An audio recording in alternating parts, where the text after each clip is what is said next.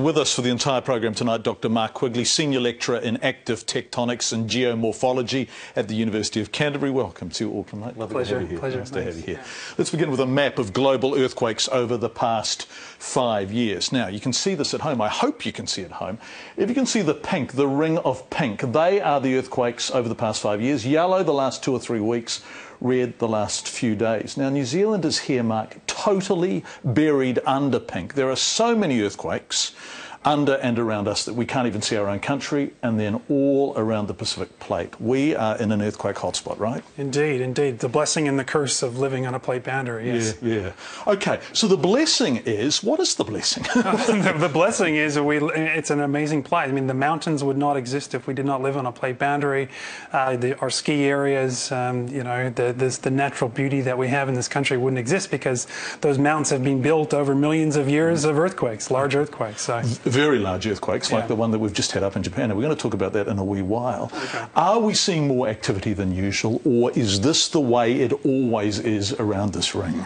No, I mean, every time we get a large earthquake around the globe, people get the misconception that we're heading into some sort of apocalypse of earthquakes and these sort of things. But this pattern has been going on throughout geological time.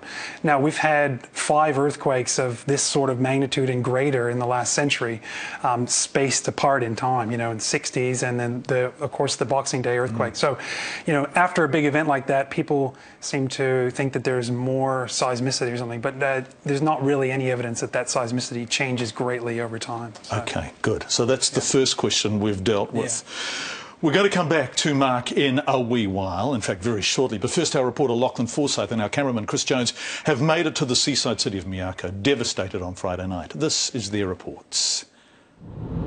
With airports on Japan's eastern seaboard and roads north of Tokyo closed, our only option was to drive from the west.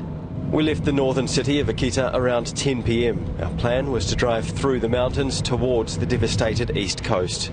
It was slow, dark, temperatures dropped to freezing. Roadblocks had been set up. We were allowed through with the warning that from here on there was no petrol, no food, and no idea of what lay ahead.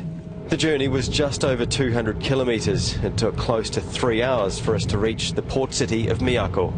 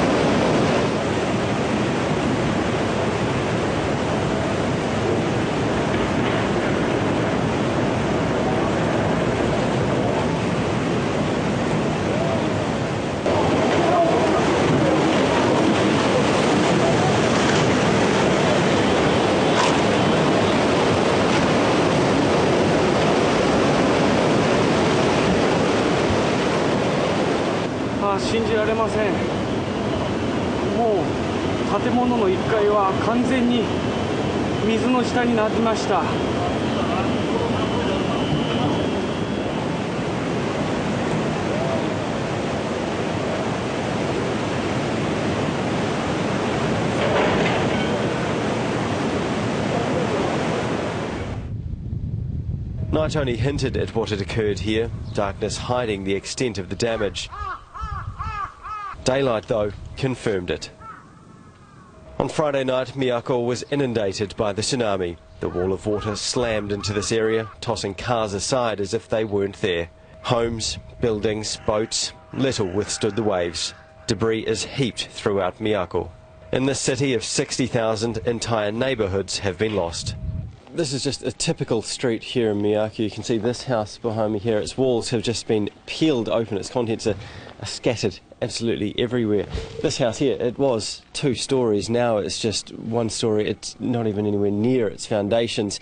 Still, someone has taken the time to go through and pick out some treasured belongings, a shift and a bottle, family video cassettes, there's fishing tackle there. So, this is still someone's home, someone's treasured possessions.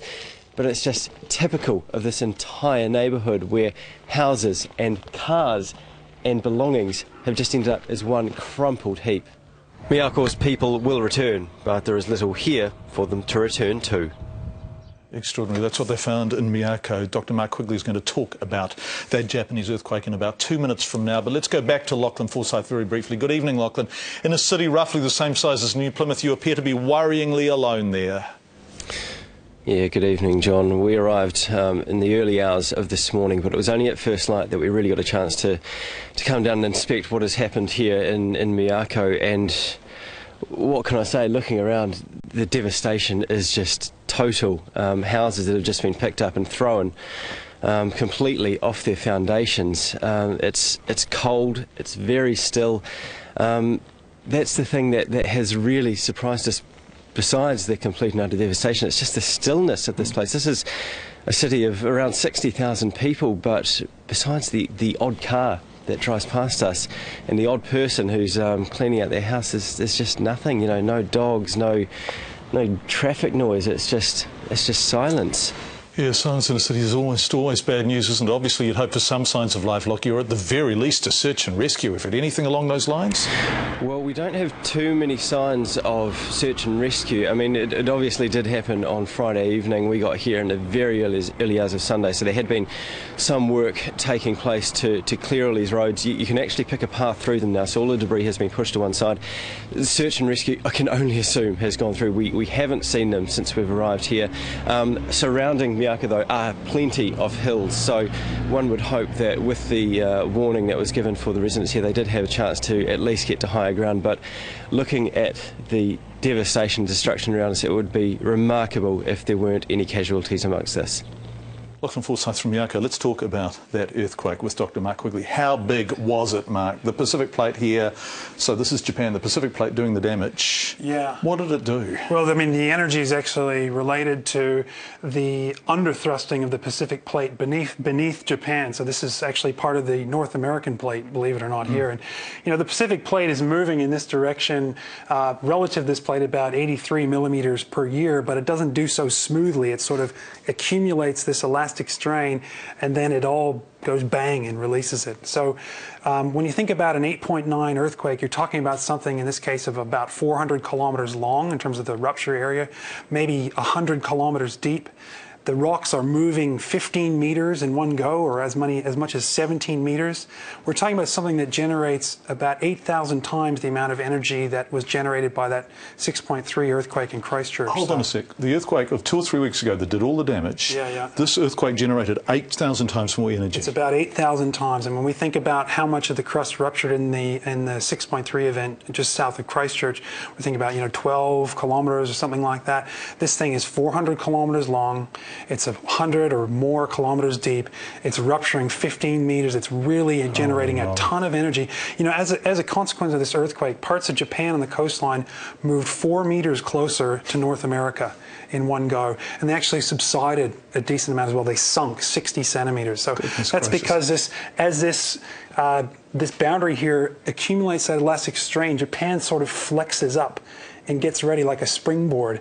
And then when that thrust occurs, it goes bang like that and gets shunted off towards the west. So. Right, well, let's travel around the Pacific. Let's go round the ring of the Pacific Plate to New Zealand. And what we're going to do now is put our major fault lines on the top of this. Now, this is the Pacific Plate down here, right? This is the Alpine Fault going across here. And so this is somehow connected to the same fault, right? Well, it's not the same fault. I mean, this is the same plate. Well, this plate is the same. This is the Pacific Plate out here. But this plate is really different. So I told you that Japan had the North American plate, or more accurately a microplate that has the same sort of motion as the North American plate. But here we're looking at the Australian plate. So up in Auckland here we're on the same plate as, say, Perth. Or even India, if you want to put it that way. And down here, of course, in the South Island, Christchurch, we're on the same tectonic plate as Hawaii. So. And this is where they meet, and this is where they are doing this with each other. Yeah, I mean, it's not just a single boundary. It's a diffuse zone of deformation. But our most famous fault, the Alpine Fault, takes up about 70% of the relative motion between the Australian plate, which moves about 6 centimeters per year in this direction, and the Pacific plate, which moves about 10 centimeters a year in this direction. So, yeah, and it's the Alpine Fault merges with this subduction off the east coast of the North Island via a whole series of massive strike-slip faults, that are part of the Marlborough fault system. Okay, now, in Christchurch, they weren't used to earthquakes at all.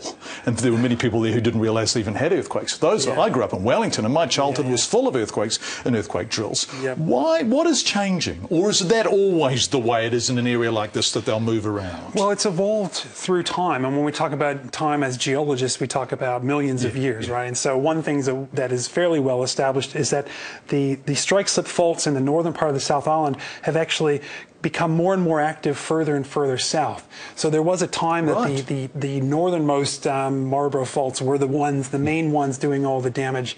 Now the Hope Fault, this one that you've got to the south here, actually goes right near Kaikoura. That one moves about 25 millimeters per year.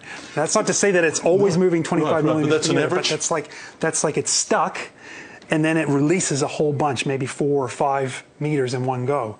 And those are, earthquakes every 200 years or 300 years. So, are the earthquakes in Japan and New Zealand related, or is it simply coincidental that in this gigantic plate, it's the Earth's biggest plate, isn't it? The Pacific plate, and it's all oceanic crust. So, So is it just a coincidence that poor old Christchurch has had such a tough time over the past 6 months, and way, way, way up north, Japan is now having a terrible time? Yeah, it's related in the sense that it involves the Pacific plate, this thing that involves mostly oceanic crust that's being subducted beneath other plates.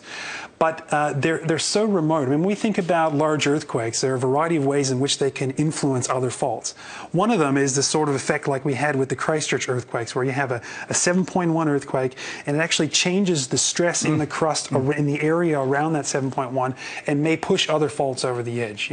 We have a first-hand experience of that. Now, there are other things that are noticed, which is really interesting, and that's the sort of what we call dynamic stress triggering. As you have a big earthquake here, it actually sends these seismic waves around the planet. And there's some people who think that maybe the microfracturing related to the passage of those seismic waves through other fault zones, or perhaps changes in the fluid composition or the temperature or the pressure in these other fault zones. In that way, there may be a really slight influence. Right. But in the general sense, I think it's very hard to correlate what is globally quite a small earthquake, believe it or not, like a 6.3 with an 8.9 megathrust earthquake. I think what's much more important there was the foreshock that they had 2 days before, that 7.2.